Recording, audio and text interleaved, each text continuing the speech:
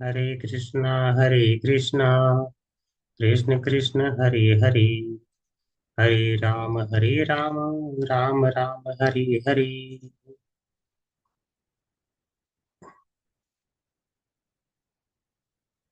ठीक है, तो हम लोग डिस्कशन कर रहे थे कि भक्त जानबूझकर कभी भी पाप कर्म नहीं करता, किंतु यदि अनजाने में हो ही जाए किंतु यदि अनजाने में हो ही जाए तो भक्ति उसका नाश कर देती है।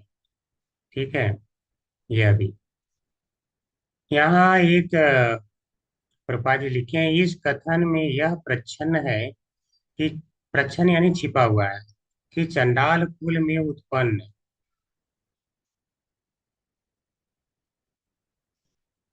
व्यक्ति सामान्यतः यज्ञ करने के योग्य नहीं होता। तो हम जानते हैं कि चांडाल कुल में अगर उत्पन्न हुआ तो यज्ञ करने के योग्य नहीं होता है, यानी कि उसे इस कर्मकांड में भाग नहीं लेने दिया जाता है। ऐसे उसके कार्य ही रहते हैं, शुद्ध कर्म नहीं रहते। तो इन वेद विहित कर्मकांडों को संपन्न करने का भार पुरोहित वर्ग पर है, यानी ब्राह्मण ब्राह्मण वर्ग कहते हैं, वही करवाता है। ठीक है। तो बिना ब्राह्मण भी कोई इन संस्कारों को संपन्न नहीं कर पाता। तो यह हमने देखा था, लेकिन वह शुद्ध होकर के यज्ञ कर्म करने के योग्य हो जाता है। इसका हमने डिस्कशन किया था। मनुष्य अपने पूर्व यानी विगत कर्मों के कारण ब्राह्मण कुल में या चांडाल कुल में जन्म लेता है। ये सारी व्याख्याएं हो चुकी हैं। तो जैसे ही अगर मान लो चांडाल कुल में जन्म लिया तो हमें समझ जाना चाहिए कुछ पाप थे जिसके कारण यहाँ पर यह आया है। तो अब उसका उपाय क्या है पापों से निकलने का?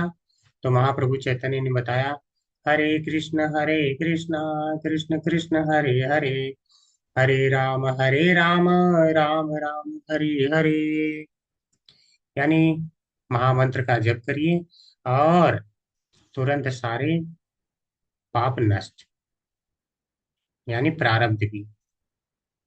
फिर पद्म पुराण में, अच्छा यहाँ पे सारे की व्याख्या कर रहे हैं पद्म पुराण के अनुसार, ये भी हम लोग पढ़ चुके हैं ना।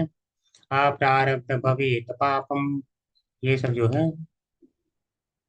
नहीं, अच्छा, क्रमेण प्रलीयन्ते ये वाला पढ़े थे। ठीक, वो वाला है।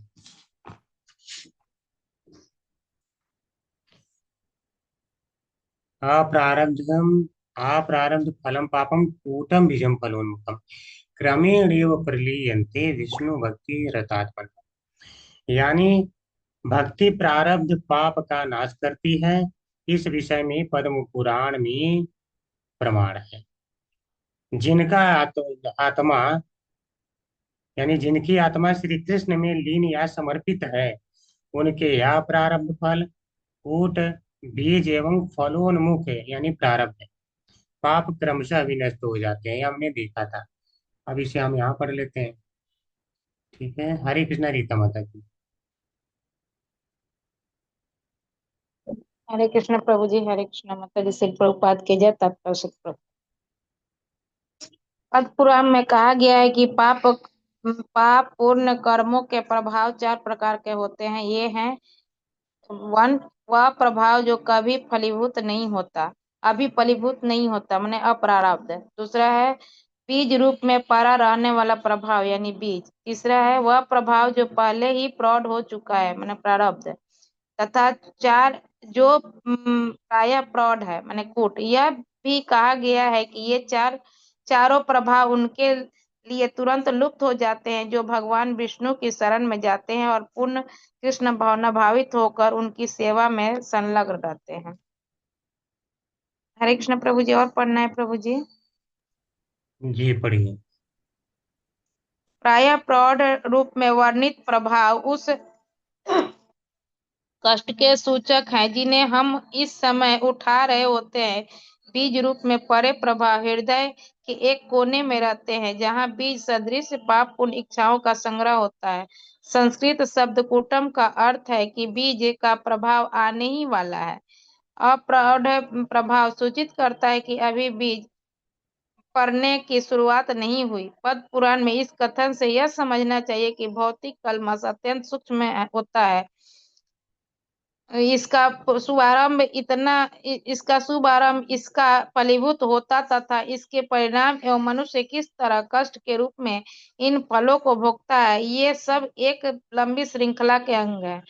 जब किसी को कोई रोग हो जाता है तो रोग का कारण, उसका उद्गम तथा उसके बढ़ जाने को निश्चित कर पाना प्रायः अत्यंत कठिन होता है।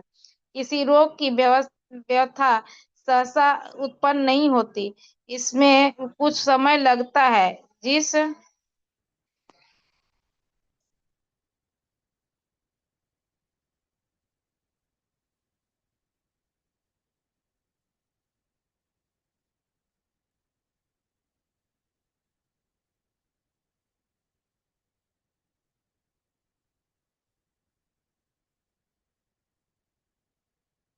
जिस तरह एक डॉक्टर सावधानी बरतने के लिए सदूषण को फैलाने से रोकने के लिए टीका लगाता है, उसी तरह हमारे पाप पूर्ण कर्मों के बीजों को फलीभूत होने से रोकने का व्यवहारिक टीका है एकमात्र कृष्ण भावनामृत में संलग्न हो। हरे कृष्ण प्रभु। हरे कृष्णा हरे कृष्ण। तो आप लोग देख रहे हैं जो चार प्रकार के पाप के प्रभाव थे। ठीक है, आप प्रारब्ध, कूटम, बीजम और फलोन्मुखम यानी प्रारब्ध, इन सभी की व्याख्या प्रभुपाद जी कर रहे हैं। यानी जो बीज क्या है, हृदय के एक कोने में जो संचित रहता है, यानी पाप का जो बीज है उसे भी भक्ति नष्ट कर देती है। यानी जो कहा गया कर्ममय वासना के रूप में जो रहता है उसको भी भक्ति नष्ट कर डालती है। इसको हमने पढ़ा था। तो प्रभुपाद जी एक उदाहरण ले रहे हैं कि जैसे कभी कोई बीमारी होती है, जैसे मान लो कोरोना आया था, तो अब इसकी ये फैले ना, ऑलरेडी जितना फैलना है वो फैल चुका है, तो आगे न बढ़े तो उसको रोकने के लिए एक वैक्सीन लगाई गई। तो इसी प्रकार से कृष्ण भावना अमृत में हरे कृष्ण महामंत्र एक वैक्सीन की तरह है। ठीक है, उसको यदि व्यक्ति लेता रहे तो पाप कर्म जो है कभी आएंगे ही नहीं उसके जीवन में। कहने का भाव ये है। तो इसी तरह उसी तरह हमारे पापों कर्मों के बीजों को फलीभूत होने से रोकने का व्यवहारिक टीका है एकमात्र कृष्ण भावनामृत में संलग्न होना। जैसे मान लो कोरोना का अगर बीज आ भी गया है किसी के अंदर, तो वो वाला क्या है, जब वैक्सीन ले लिया तो अब वो फलीभूत नहीं हो सकता, यानी उस व्यक्ति पे प्रभाव नहीं डाल सकता, समाप्त हो जाएगा। इसी प्रकार जो हमारे अंदर पाप संचित होकर के किसी हृदय के कोने में पड़ा है बीज के रूप में, यानी कर्ममय वासना के रूप में पड़ा है, तो उसको नष्ट कर देगी तो बाद में भी कोई प्रभाव हमारे ऊपर नहीं आएगा। कहने का भाव ये है। ठीक है, अब इसके प्रसंग में एक छोटा सा उदाहरण देखिए पापा जी बता रहे हैं, आगे पढ़ेंगे। किसी और को मौका देते हैं। हरे कृष्णा पुष्पा माता जी।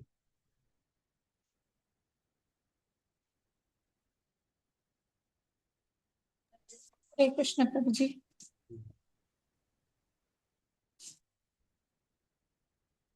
इस प्रसंग में सुखदेव गोस्वामी श्रीमद् भागवतम में 6.2.17 में अजामिल की कथा सुनाते हैं, जिसने एक अच्छे कर्तव्यनिष्ठ ब्राह्मण के रूप में अपना जीवन शुरू किया था, किंतु जवान होने पर वह एक वैश्या द्वारा पूरी तरह भ्रष्ट बना दिया गया।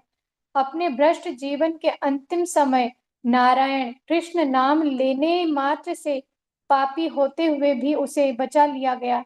सुखदेव गोस्वामी संकेत करते हैं कि पाप कर्मों के प्रतिकार के लिए तप, दान तथा कर्म कांड संस्तुत विधियां हैं, किंतु इन्हें संपन्न करने से पाप पूर्ण कामना रूपी बीज को हृदय से उसी तरह नहीं हटाया जा सकता जिस तरह अजामिल अपनी युवावस्था में नहीं कर सका।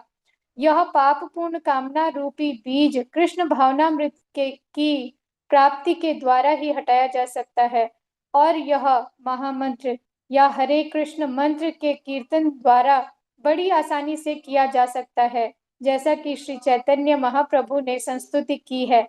दूसरे शब्दों में, जब तक मनुष्य भक्ति मार्ग को ग्रहण नहीं करता, तब तक वह पाप कर्मों के फलों से 100% शुद्ध नहीं हो सकता। हरे कृष्णा हरे माता जी। तो यहाँ पे क्या बता रहे हैं अजामिल की कथा करें कर्तव्य निष्ठ ब्राह्मण, भक्ति निष्ठ नहीं था, कर्तव्य निष्ठ, यानी अच्छा कार्य करता था, सतुगुण था, ब्राह्मण की कर्म का जो भी है पालन करता था, लेकिन जो भक्ति करना चाहिए उतना नहीं करता था। तो जितना मतलब आप कुछ भी कर लीजिए, जब तक पूर्ण रूप से भक्ति नहीं करेंगे तब तक पतन होने का चांस रहता है, तब तक व्यक्ति पतन, उसका पतन हो सकता है। तो इसीलिए कहे हैं कि चाहे तप हो, दान हो, कर्म कांड हो, ये सब विधियां क्या है, पाप कर्म को नष्ट तो करती हैं। लोग जाते हैं ना पंडित से पूछने कि पंडित जी हमारे जीवन में ज्यादा कष्ट आ रहे हैं, अभी हम क्या करें। तो पंडित जी कोई ना कोई उपाय बताते हैं कि आप ये वाला उपाय कर लीजिए, यहाँ दान कर दीजिए, एक काली गाय जिसकी दान कर दीजिए, या एक सफेद गाय हो, पूंछ काली हो, कुछ ऐसा कर्मकांड बता देते हैं। तो आप उसको दान करिए तो आपका कष्ट मिट जाएगा, या यज्ञ करवा लीजिए कष्ट मिट जाएगा। तो कुछ कर्म कांड है, यानी पाप जो उस समय है उसको रोकता तो है ये, लेकिन जो अंदर वासना के रूप में पाप है उसे नष्ट नहीं कर पाते ये सब। तो व्यक्ति बाद में फिर पाप करता है और उसका पतन हो जाता है, जैसा कि अजामिल के केस में हुआ। अच्छा था, भक्ति तो अच्छी ही कर रहा था, अरे भक्ति कर रहे हैं, कर्मकांड तो अच्छा कर रहा था, सतोगुण में था, ब्राह्मण के कार्य करता भी था, तो क्यों पतन हुआ है। कथा कहता सुनता था कथा, लेकिन भक्ति नहीं थी, जिस कारण से जो बीज है पाप का वो नष्ट नहीं हुआ। तो अब जैसे ही उसने देखा, एक व्यक्ति था और एक वैश्या, दोनों को संग करते हुए देखा, तो उसका जो है पाप का बीज क्या है, उस समय फलीभूत हो गया, उसके प्रति आकर्षित हो गया वैश्या के प्रति। अब फिर यानी जैसे ही है वह वासना रूपी बीज था वो आ गया, और वह फलीभूत होने के बाद क्या है, उसका प्रारब्ध बन गया। फिर उससे विवाह किया, बच्चे पैदा किया, सब कुछ किया, लेकिन यह है कि नारायण बोलने के कारण बच गया था, आप लोग जानते ही हैं। तो इससे क्या पता चलता है कि अगर हरे कृष्ण महामंत्र यानी भगवान का नाम का कीर्तन किया जाए तो व्यक्ति यह जो है मंत्र उसे बचा लेगा, जैसा कि अजामिल को भी बचाया सेकेंड चांस। चूंकि भक्ति नहीं थी, अन्यथा भगवान ने कहा है कि अंत काले च मामेव स्मरन् मुक्त्वा कलेवरम यह प्रयाति समद्भवम नास्त्यत्र संशय।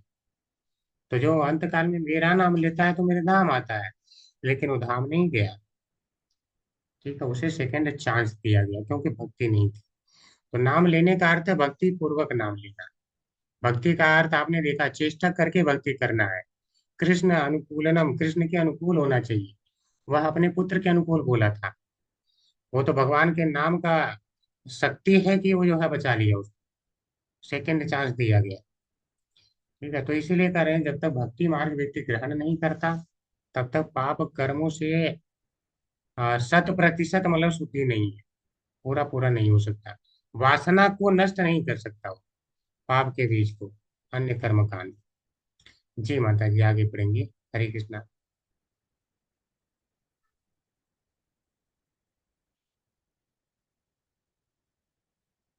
हरे कृष्णा पुष्पा माता जी। ठीक है, कोई और पढ़ मैं पढ़ू प्रभु जी। पुष्पा माता जी को हरे पढ़ने कृष्ण। दीजिए। वैदिक कर्मकांड करने, दान में धन देने तथा तपस्या करने से मनुष्य को पाप कर्मों के फलों से क्षणिक मुक्ति मिल सकती है, किंतु अगले ही क्षण वह पाप कर्मों में प्रवृत्त हो जाता है।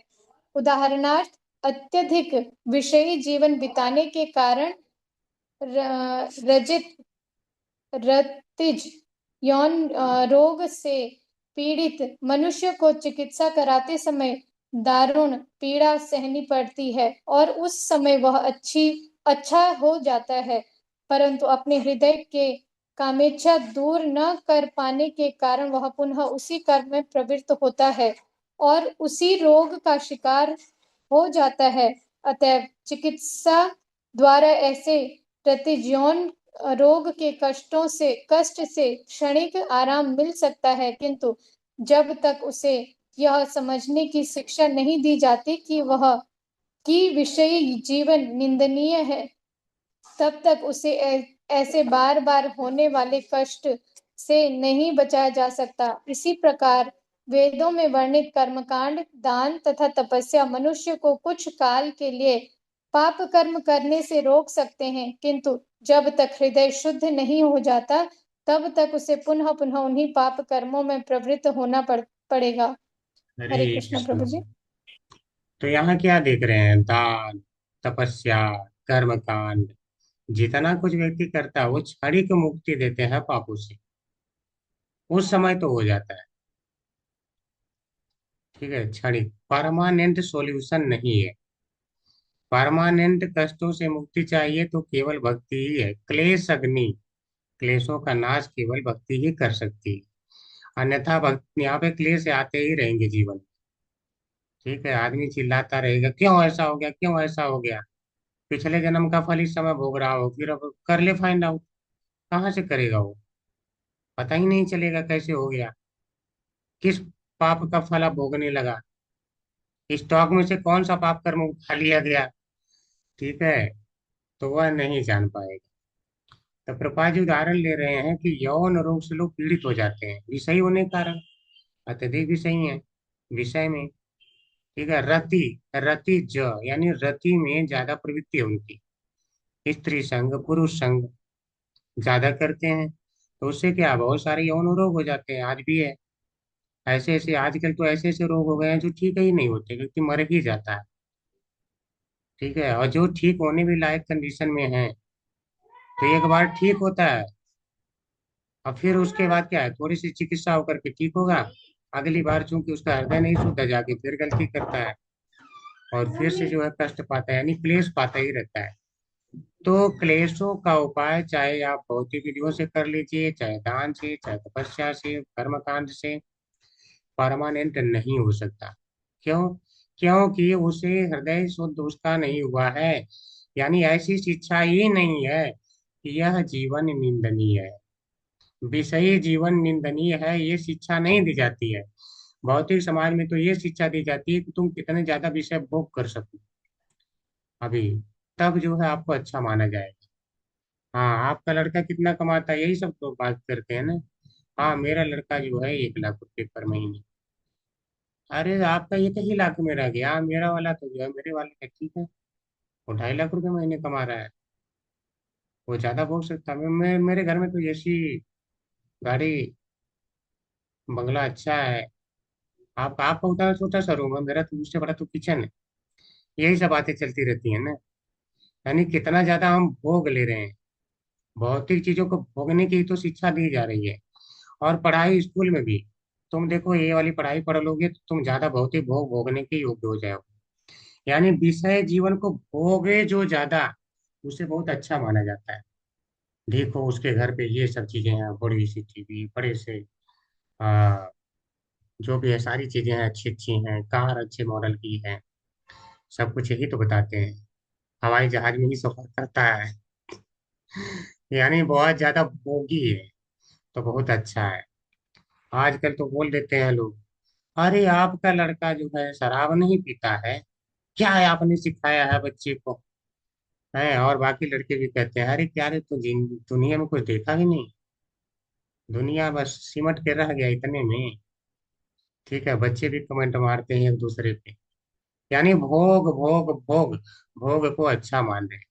तो प्रभुपाद जी कह रहे हैं यही तो कारण है, यही संसार पर सजा होगा, दुख ही होने है ये बते। ठीक है, जो ये भोग है यही तो दुख ही होनी है, ये शिक्षा ही नहीं है। यानी हृदय गंदा करा जा रहा है और ज्यादा पैसा दे दे के कोचिंग, अगर स्कूल से बच जाए तो कोचिंग में भेज के भी हृदय को गंदा करा दे कि बच्चा हमारा थोड़ा बच गया है, लीजिए इसके दिमाग में और भरिए, और कूड़ा भर दीजिए। तो विषयी वो जीवन जब तक ये नहीं शिक्षा शिक्षा दी जाएगी कि विषयी जीवन निंदनीय है, तब तक उसे बार बार होने वाले क्लेश से नहीं बचाया जा सकता, बार बार जन्म मृत्यु से नहीं बचाया जा सकता। ठीक है, भक्ति जो है पूर्णतः शुद्ध करती है। उदाहरण लिया है श्रीमद् भागवत में दिया गया। ठीक है, अच्छा माता जी को मौका देते हैं, मनीषा माता जी, हरी कृष्ण माता जी, प्रिय मनीषा माता जी।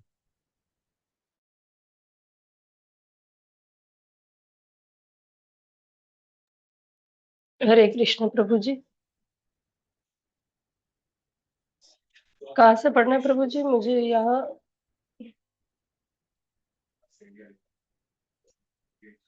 हरे कृष्ण। श्रीमद् भागवत से पढ़िए माता जी। Okay, last line.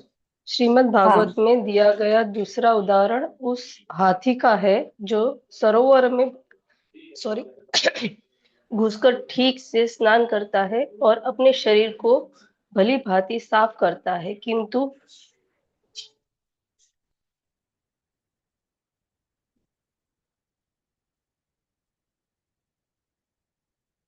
वह बाहर निकलकर तट पर पहुंचते ही पृथ्वी से थोड़ी धूल उठाता है और अपने शरीर के ऊपर डाल लेता है। इसी प्रकार जो व्यक्ति कृष्ण भावनामृत में प्रशिक्षित नहीं होता, वह पाप कर्मों की कामना से पूरी तरह मुक्त नहीं हो सकता।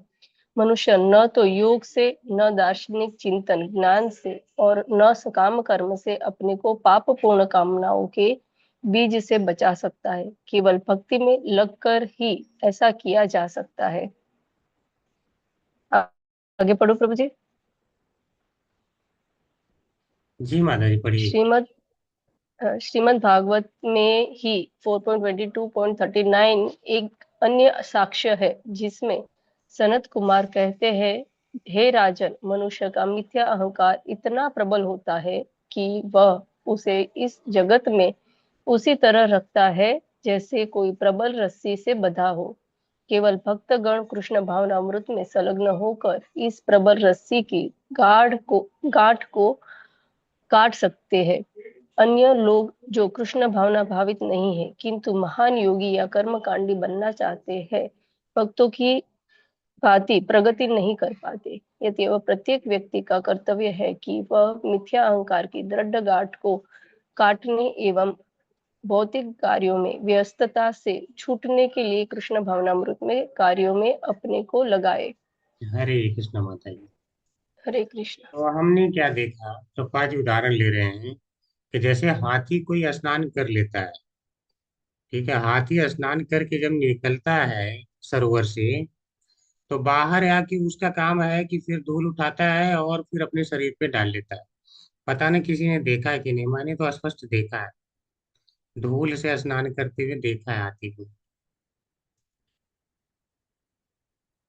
तो वो मतलब जैसे पानी नहीं फव्वारे की तरह फेंकते हैं, वो अपने सूंड में उठा लेता है ढेर सारा धूल, और ऐसे फव्वारे की तरह पूरा ऐसे गुब्बार सा बना देता है।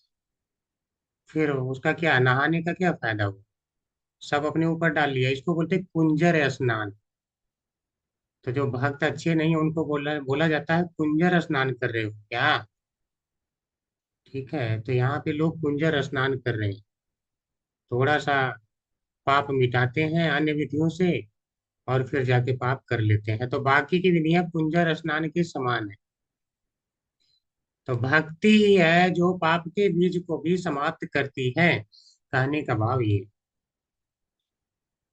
सनत कुमार के बारे में बता रहे हैं, जो महाराज पृथु को उदाहरण उन्होंने बताया था मिथ्या अहंकार के बारे में, कि मिथ्या अहंकार यानी अपने आप को व्यक्ति शरीर मान बैठा है, तो फिर सकाम कर्म करता है, सकाम कर्म रूपी जो रस्सी है उसमें वो बंधा हुआ है, यानी गांठें बहुत ज्यादा लग गई हैं उसकी उस रस्सी में।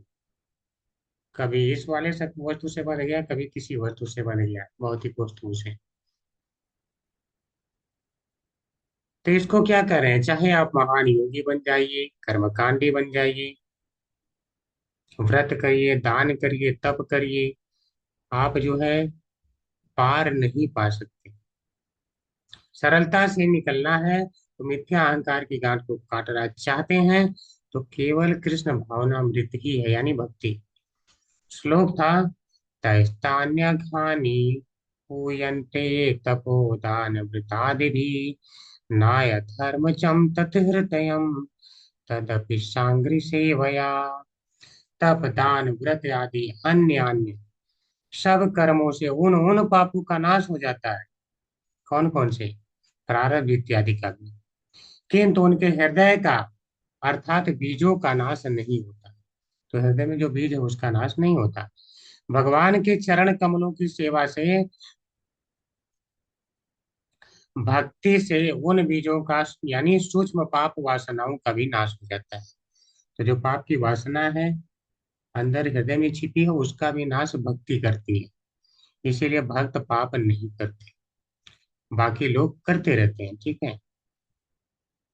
हाँ, आगे पढ़ेंगे जी। कोई और बच्चा है? हरे कृष्णा, वंदना माता जी। हरे कृष्ण प्रभु जी। मिथ्या अहंकार की यह दृढ़ गांठ अज्ञान के कारण है। जब तक मनुष्य अपने स्वरूप से अनभिन्न बना रहेगा, तब तक वह निश्चय ही गलत कर्म करेगा और भौतिक कलमश में फंसता जाएगा। वास्तविक ज्ञान की यह अनभिज्ञता भी कृष्ण भावनामृत के द्वारा दूर की जा सकती है, जैसा कि पद्म पुराण में पुष्टि हुई है। कृष्ण भावनामृत में शुद्ध भक्ति सर्वोच्च प्रकाश है, और ऐसा प्रकाश उस प्रज्वलित दावाग्नि की तरह होता है जो कामना रूपी अशुभ सर्पों को नष्ट कर देती है। इस प्रसंग में यह उदाहरण यह बताने के लिए दिया गया है कि चारों ओर फैली दावाग्नि जंगल के सारे सर्पों को स्वतः नष्ट कर देती है। जंगल की भूमि पर अनेक सर्प रहते हैं, किंतु जब जंगल में आग लगती है तो उससे सूखी पत्तियां जल जाती हैं, जिससे सर्प भी अग्नि की चपेट में तुरंत आ जाते हैं। चौपाए जानवर अग्नि से दूर भाग सकते हैं या भागने का प्रयास तो कर ही सकते हैं, लेकिन सर्पों का तुरंत सफाया हो जाता है। इसी तरह कृष्ण भावनामृत की प्रज्वलित अग्नि इतनी प्रबल होती है कि अज्ञान के सर्प तुरंत विनष्ट हो जाते हैं। हरे कृष्ण प्रभु जी। हरे कृष्ण माता जी। तो हमने क्या देखा था? अज्ञान है जिसके कारण पाप करता है, अज्ञान ही है जिसके कारण मिथ्या अहंकार है। प्रभा जी क्या करें? मिथ्या अहंकार की यह दृढ़ गांठ अज्ञान के कारण है। तो अज्ञान का नाश भी भक्ति करती है। ठीक है। जहाँ भक्ति रहती है, तो हमने श्लोक क्या देखा था?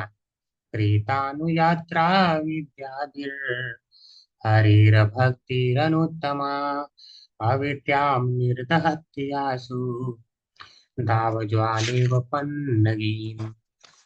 पन्नगीम क्या था? सर्पिणी। तो कह रहे हैं दावानल जैसे सांपनी को जला देता है, वैसे अति उत्कृष्ट हरि भक्ति भी अपने पीछे गमन करने वाली विद्या के द्वारा अविद्या का नाश कर देती है। कृत अनु यात्रा, यानी यात्रा करती रहती है इसके भक्ति के पीछे। कौन? विद्या। आपकी विद्या, विद्या जो है यात्रा करती है भक्ति से। आप कर रहे हैं ठीक है, आपके पीछे वैसे ही विद्या जा रही। कैसी भक्ति करना है? हरि भक्ति अनुत्तम, यानी बहुत उत्तम भक्ति जो करता है उसके लिए। तो वह विद्या क्या करती है? अविद्याम निर्दहति, अविद्या का विनाश कर डालती है, जला डालती है उसे। ठीक है। जिस प्रकार सर्पड़ी को दाव अग्नि जला देती है। तो यहाँ से क्या पता चलता है कि जो अविद्या है उसका विनाश, जो कर्म वासना है यानी जो पाप के बीज है उसका विनाश केवल भक्ति करती है। अभी हम दूसरा वाला गुण पढ़ेंगे, शुभदा। हम जानेंगे शुभ क्या है, यानी शुभदत्व है क्या। भक्ति हमें शुभदत्व प्रदान करती है, शुभता प्रदान करती है। तो शुभ क्या है कल हम जानेंगे, कैसे प्रदान करती है यह भी जानेंगे। तो अभी आज यहाँ पे हम विराम लेंगे। और तो कैसा रहा संस्कृत में जो हमने टोटल पढ़ लिया था, तो उससे अनुभव कैसा रहा आप लोग का भी? हरे कृष्ण प्रभु जी। प्रभु जी वो स्नान आप क्या बोले, कुंजर? हाँ, कुंजर स्नान। जी ठीक है। कुछ फायदा हरे उसका? कृष्णा प्रभु जी। हरे कृष्णा जी माता जी। प्रभु जी जो श्लोक याद करना है उसको एक बार थोड़ा बोल के करवा दीजिए। श्लोक का मैंने भेजा था आज ग्रुप में, भेजा था ना? कौन सा था? जी कल भेजा था। अच्छा, कल भेजा था। जी अच्छा, आता है श्री कृष्ण। 1.2.234। ठीक ठीक। कह श्री कृष्ण नामादि न भवेत ग्राह्य इंद्रिय सेवान्मुखे ये जिह्वादौ स्वयं ये स्फुरत्यदः। मैं बात देख के बोल देता हूँ। अतः श्री कृष्ण नामादि न भवेत् ग्राह्यमिन्द्रियः। सेवोन्मुखे ये जिह्वादौ स्वयं ये स्फुरत्यदः। करें अतः इसलिए श्री कृष्ण नाम आदि, श्री कृष्ण का नाम आदि का मतलब जो लीलाएं इत्यादि है सब कुछ, वह नाम कीर्तन लीलाएं जो इत्यादि किया जाता है उसको करें। न भवेत ग्राह्य इंद्रिया, यह हमारी इंद्रियों द्वारा नहीं ग्रहण किए जा सकते। यानी ये दिव्य है, हमारी इंद्रियां भौतिक हैं, तो हमारी इंद्रियों द्वारा ये नहीं लिए जा सकते। हम चाहें तो भी कृष्ण का नाम नहीं ले सकते। तो बात आती है कैसे फिर हम कृष्ण का नाम लेंगे? तो कह रहे हैं कि हमारे लेने से नहीं होता, जब कृष्ण चाहते हैं तो वो हमारे जीवा पे आके विराजमान हो जाते हैं, तब हम ले पाते हैं। तो कैसे कृष्ण आते हैं? जब हम उनकी सेवा करते हैं तो वो प्रसन्न होकर के हमारी जीवा पे स्वयं आते हैं। यानी भौतिक चीज दिव्य का अनुसरण नहीं कर सकती, दिव्य को पकड़ नहीं सकती। यानी नाम दिव्य है तो नाम को नहीं पकड़ सकती, लेकिन जो दिव्य है उसमें इतनी क्षमता है कि वह जीवा पे आ सकती है। यानी कृष्ण की शक्ति तो है ना कि वो आ सकते हैं, तो इसलिए वो आ जाते हैं। करें करें सेवोन्मुखे, जब हम मुंह इत्यादि से जब सेवा करते हैं, जैसे नहीं सेवोन्मुख मतलब हम जब सेवा की ओर उन्मुख हो जाते हैं, सेवा की ओर उन्मुख होते हैं। उन्मुख का मतलब तत्पर हो जाते हैं भगवान की सेवा के लिए। कैसे? जिह्वा दो, जिह्वा आदि के द्वारा। जिह्वा आदि से मतलब सारी इंद्रियों को समझ लीजिए, जिह्वा एक इंद्रिय बोले। तो जब हम इंद्रियों के माध्यम से भगवान की सेवा करते हैं तो स्वयं ये स्वयं ही वह आधा यानी वह भगवान अस्फुरत यहाँ पे आ करके अस्फुरित हो जाते हैं, हमारी जीवा पे विराजमान हो जाते हैं। तो ये श्लोक है, आप लोग पढ़ लीजिएगा। अतः श्री कृष्ण नामादि न भवेत् ग्राह्यम् इंद्रियै, सेवोन्मुखे ये जीवादो स्वयं ये स्फुरत्यदः। हरे कृष्णा, किसी कुछ कहना है? हरे हरे कृष्ण प्रभु जी। प्रभु जी ग्राह्यम होगा ना, वो ग्राह्यम इंद्रिय है। हाँ, न भवेत् ग्राह्यम इंद्रिय, ग्राह्यम। ठीक जी। जी।